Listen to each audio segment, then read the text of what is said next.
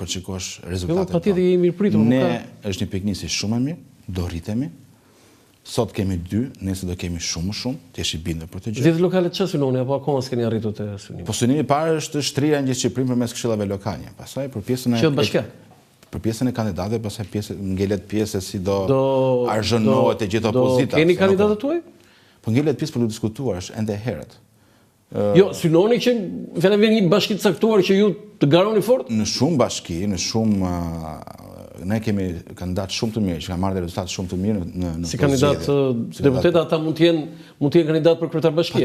Patjetër. Kështu që ngelet pjesë. Ku konkretisht përveç Tiranës, se Tirana është ka tjetër specifik. Ku konkretisht për shembull? Ngelet për të parë, po. Jo, cila është bashkia ose qarku që ju keni? Për shembull Frida Mavriqi në Fier ka marrë një rezultat shumë të mirë. Ajo mund të jetë kandidate fjalë? Po pse jo? Klodian Xhyheri në Vlorë pash. Brenda në Vlorë në qytet janë marrë mbi 4000 vota në bashkinë e Vlorës. Pra kjo është një indicie që pse mund të shikohet për të ardhmen për një investim tjetër politik. Erald, vinte pjesa që është më delikate. Të dy ju, deputetët sot, jeni shkëputur nga Partia Demokratike. Madje zoti Sheh ishte deputet i Partisë Demokratike. Tani kjo ju sikletos, ju vën siklet. Pse? Po fare. Jeni shkëputur nga PD-ja tani aty. Jemi shkëputur nga PD-ja, po ajo është nëna e më thuaj kur u morëm ditë me PD-n. Asnjë Marius, si ti ke qenë zyrë shtypit, ai ka qenë deputet. Jo në të sens, po patjetër edhe ne ndjehemi krenar për çka kemi dhënë në PD. E kisha tjetër gjë. Kur u shkëputëm nga PD-ja. Po? Siç e the. Po? Ai sulmuam në ditë PD-n. Ju më është marrë PD me ju.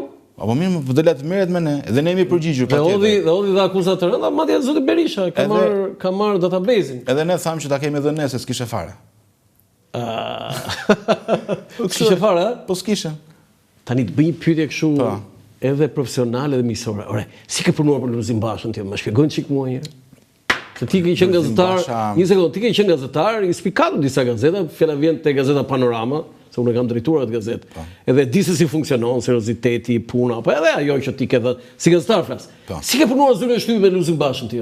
Po kam punuar shumë njerëz, Ore ti, ale një sekondë tani se ti ke një status tjetër tani.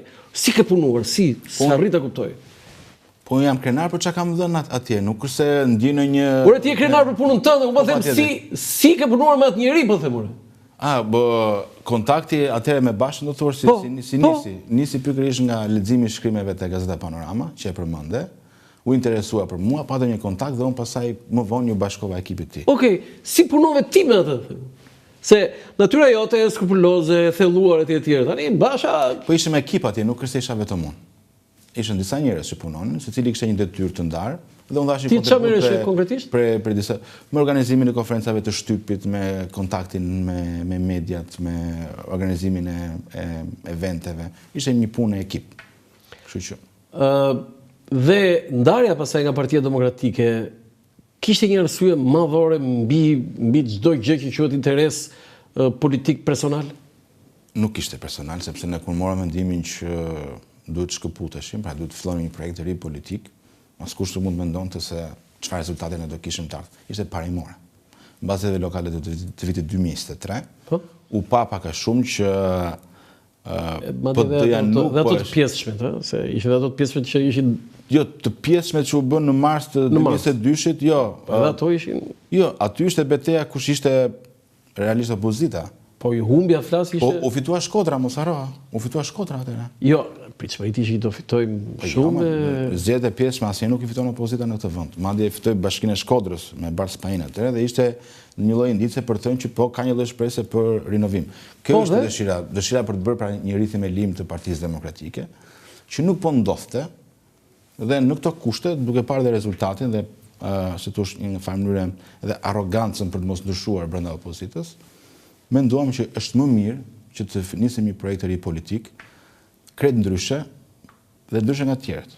Pra, sepse na krahasonin edhe me ish partitë të tjera të cilat kishin dalë nga PD-ja, po që ato më shumë e kishin si një mision për të sulmuar PD-n. Ne sulmuam kurrë me PD-n. Ne shpalosëm një vizion tonin. Madje edhe akuza shumicën e kohës si neglizhonim, ne nuk tentuam as ta përçajmë PD-n në Holandi.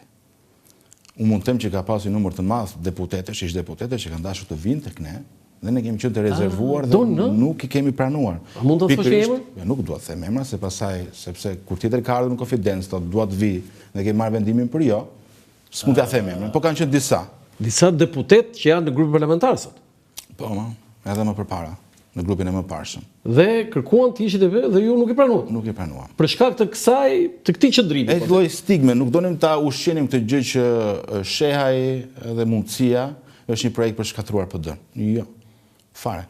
Ne kishim një vizion tonin. Kush e vendosi emrin mundësia? Po ka qenë... Ka një sebeb, po themi, një histori, E ka shpjeguar dhe Agroni, megjithëse pasi që punë ekip diskutim, sepse e kemi pjesë të punës tonë që vendimet i marrin në një grup brainstorming me njëri tjetrin. Po pak a shumë ka qenë kjo që në një restorant bisedon Agroni me një kamarier, i cili thoshte unë do iki nga Shqipëria, dhe Agroni thot pse? Ai thot këtu s'ka mundësi. Na duhet mundësi. Unë kërkoj vetëm mundësit. Do dhe pas ka dhënë kamarieri emrin e... Po thelbi kjo është. Ne kemi folur për të gjështje. Në më thënë mundësia. Në më thënë njerëzve, sepse po shiko shqiptarët që qajnë jashtë. Ke bërë sa qajnë jashtë shqiptarët?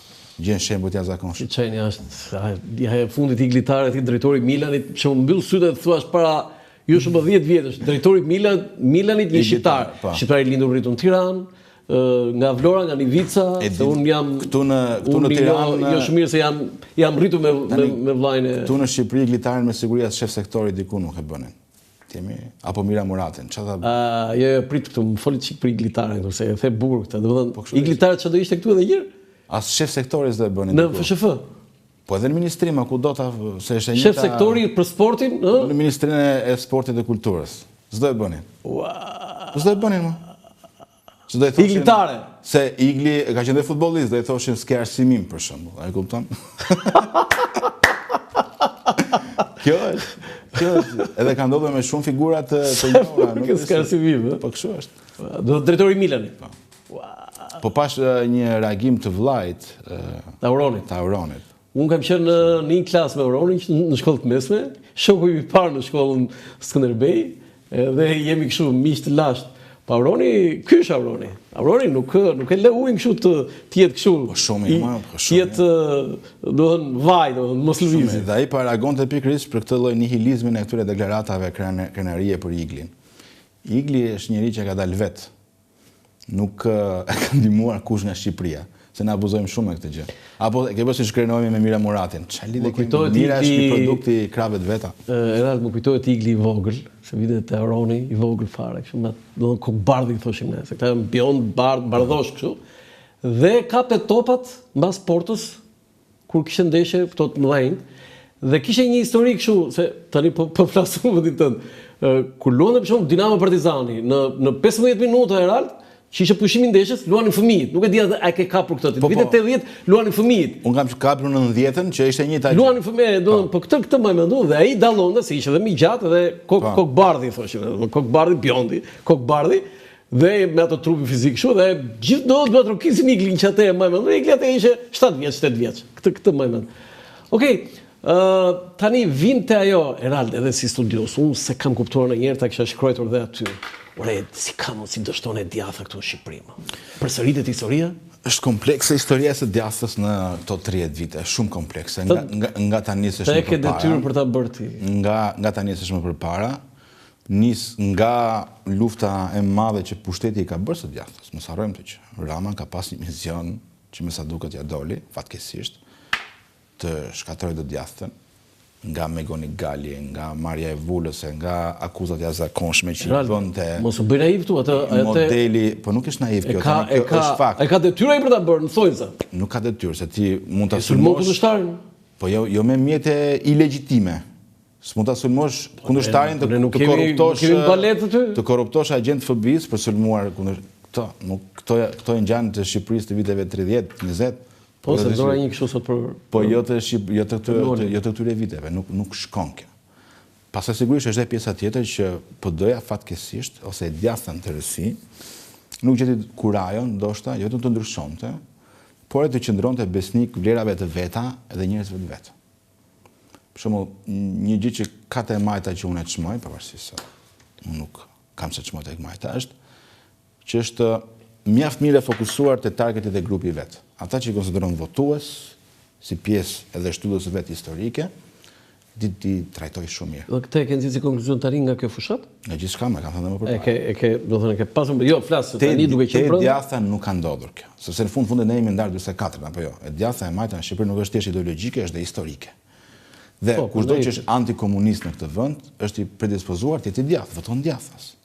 Po ky është një grup i madh shoqëror i cili ka pasur nevojë për mbështetje të konsiderueshme gjatë këtyre viteve. Për shembull, kthimi i pronës, mbyllja e plagës së kaluarës, kompensimi për ndërgjegjëri politik. Dhe gjithë kjo lloj strese, po them, nuk u mbështet sa duhet. Dhe në farë mënyrë këta u ndjellë disi të tradhtuar nga PD-ja, në kuptimin që PD-ja djatha nuk bëri mjaftueshëm për ta. Dhe ka një farë të drejtë. U bën 30 ca vite dhe prona nuk po kthehet, nuk po mbyllet në shpërblimin për ndërgjegjëri politik, e tjera me radhë. Shumica e tyre kanë vdekur. Po kanë fëmijët e tyre, mos sepse ajo... Mirë ata si gëzuan ata të paktën, ata që bën burgun. Kjo është edhe tragjike pasaj. Pasaj është edhe nevoja e një lloji rinovimi. Përmende, kur unë kam punuar herët që në 2013 në PD, unë atëherë shikoja lande një uritje e zakonshme për ndryshim të PD-ja. Mbaj mend u nisi proces zgjedhor në degët lokale, më besoj që ish drejtues të PD-s atëherë, as në kryesi nuk i zgjidhnin. Pse? I urenin më demokratët. Sepse kishte dëshirë të madhe për rinovim. Mbaj mend që çonte njëri dorën në sallë në ato konventa lokale, duat kandidoj, hajde kandido thoshte Basha, fitonte aty. Thjesht nga dëshira e madhe e njerëzve për të pasur një ndryshim. Po pse s'do? Ky ishte një moment, po që s'u kap pasaj nga leadershipi. Nuk u ndryshua, nuk u ndryshua PD-ja. Ti besoj vetë Bashës Erald aty? Po sigurisht në fillim po, besonin të gjithë. Nga fundi si besonin? Besonin të gjithë. Po pastaj kjo është hap pas hapi. Më dhe në bazë 2017, pasaj filloi të lëkundet besimi, këtë duke. Po pse, që ndodhi? Ishte lider i gabuar? Apo që ndodhi? Ke në një gjë që ti mund të thosh për të parë, s'di ke një nga afër, ti ke punuar për të? Po jema, unë nuk kam njëri që ti e di dhe një jetën e përditshme, nuk është se ma njëri në përgoj, po. Do duhet shumë kohë për të kuptuar të gjë. Do duhet shumë kohë. Se ke kuptuar deri tani? Po tani, për shembull, një nga diskutimet është raporti ndikimi Berishës, për shembull. Unë, ma sa kuptoja unë shikoja që Basha ishte goxha independent në vendimet që merrte. Ndikimi Berishës mund të ishte. Por, ndikimi ti si sekretar, si lider, unë e shikoja vërtet vendimtar atje. Sepse është bërë legjendë edhe kjo pjesë që... Po, shqy që e the ti o burë këtë se thonë tërë e bëri Berisha. Tani, kjo që e thë nga ty... Ngelet për të parë, unë sërish ndjeja influencën e Berishës. Ashtu si që e ndjeja unë. Ore, Berisha, edhe mos flise fare, emri ti kishe një lloj ndikimi tani. Por që Basha sekretar, si lider e opozite, unë e shikoja sigurisht independent, aktiv edhe që merrte vendimet e veta, patjetër. Tani, kam i pyetje që lidhet edhe me historinë kjo. Në 44-ën ndodhi ajo që ndodhi në Shqipëri dhe të majtët ekstremistë erdhën në pushtet me Enver Hoxhën.